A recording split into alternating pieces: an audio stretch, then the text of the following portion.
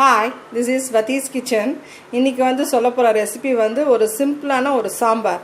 அத எப்படி பண்றது அதுக்கு என்ன தேவைங்கறத பாப்போம். சாம்பாருக்கு ஒரு சின்ன வெங்காயம் வந்து ஒரு 10 சின்ன வெங்காயம் எடுத்துர்க்கேன். அப்புறம் வந்துட்டு ஒரு கேப்சிகம் கொஞ்சமா நறுக்கி இருக்கேன். ஒரு பாதி கேப்சிகம், ஒரு பாதி கேரட், பாதி அவரைக்காய், ஒரு 4-5 அவரைக்காய்.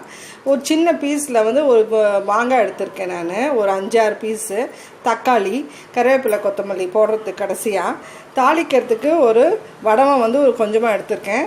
அப்புறம் மஞ்சள், ஒரு ஸ்பூன் வந்து மிளகாய் தூள், plain மிளகாய் தூள், அப்புறம் வந்து பெருங்காயம் ஒரு 1/2 ஸ்பூன், 3 ஸ்பூன் வந்து சாம்பார் பொடி, நெல்லிக்காய் சைஸ்ல வந்து புளி ஊற வச்சு எடுத்துர்க்கேன். உப்பு, எண்ணெய், பருப்பு வந்து 4-5 விசில் விட்டு நல்லா குழைய விட்டு வேக வச்சு எடுத்துர்க்கேன். அதுல மஞ்சள் தூள், பெருங்காயம் போட்டுருக்கேன் ஆல்ரெடி நான்.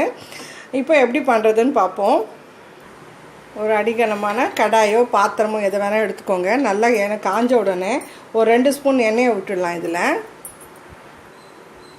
ஒரு 2 ஸ்பூன் அளவுக்கு எண்ணெயை விட்டுக்கலாம். எண்ணெய் காஞ்ச உடனே வடவத்தை போட்டுட வேண்டியது தான். எண்ணெய் காஞ்சிருச்சு. எண்ணெய் காஞ்சிருச்சு. நம்ம வந்து வடவத்தை கிள்ளி போட்டுடலாம். வடவத்தையும் ஒரே ஒரு காஞ்ச மிளகாய், உங்களுக்கு காரம் வேணும்னா கூட போட்டுக்கலாம். பொரிஞ்ச உடனே நம்ம சின்ன வெங்காயத்தை ஆட் பண்ணிடலாம்.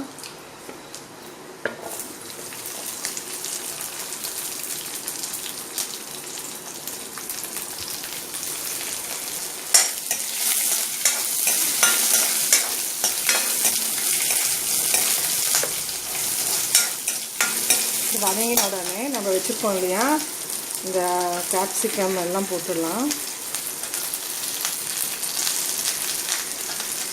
அவரைக்காய், கேரட் எல்லாம் போட்டு கடைசியில் மாங்காய் போட்டுக்கலாம்.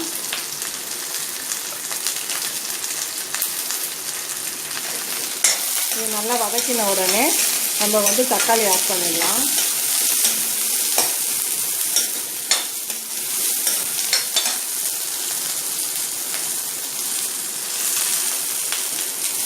தக்காளி போட்டாச்சு.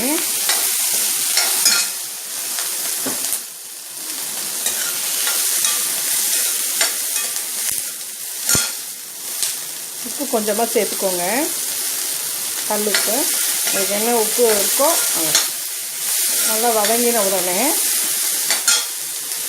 ஒரு ஸ்பூன் plain மிளகாத்தூள் போட்டிருக்கோம். இது வந்து சாம்பார் பொடி ஒரு 3 ஸ்பூன் போட்டிருக்கேன். பெருங்காயம்,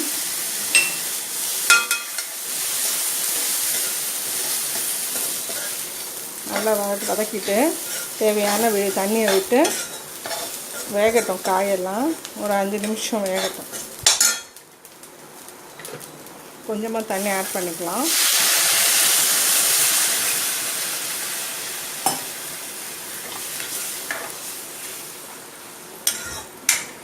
ஒரு மூடி போட்டுடலாம்.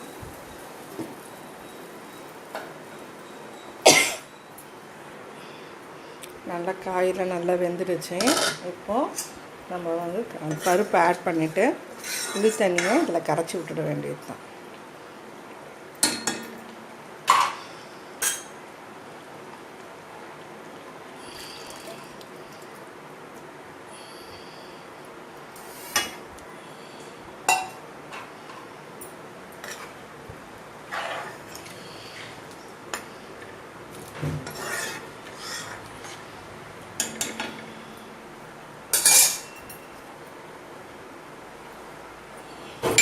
கொஞ்சமாக தண்ணி சேர்த்து இந்த புளி இருக்கு இல்லையா, புளியை கரைச்சி விட்டுடலாம்.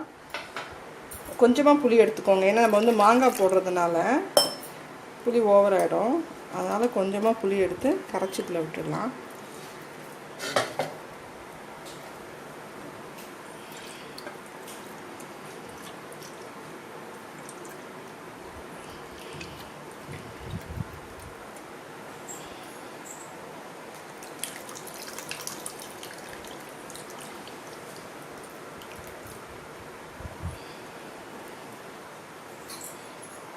நல்லா கொதி வரட்டும். நல்லா ஒரு கொதி வந்த உடனே நம்ம இந்த மாங்காவை ஆட் பண்ணிடலாம். உப்பு கரெக்டாக இருக்கான்னு பார்த்துக்கோங்க. கரெக்டாக இருக்கு. கொதிக்கட்டும்.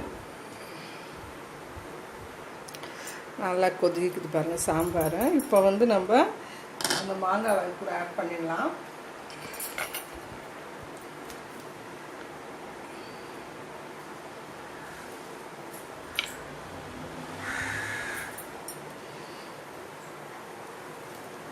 கருவேப்பிலை கொத்தமல்லியை இந்த தூவிட வேண்டியது. சாம்பார் ரெடி ஆகிடுச்சு பாருங்கள், நல்லா கொதிச்சிடுச்சு. சாம்பார் ரெடி ஆகிடுச்சு. நீங்களும் ட்ரை பண்ணி பாருங்கள். தேங்க்ஸ் ஃபார் வாட்சிங். நன்றி, வணக்கம்.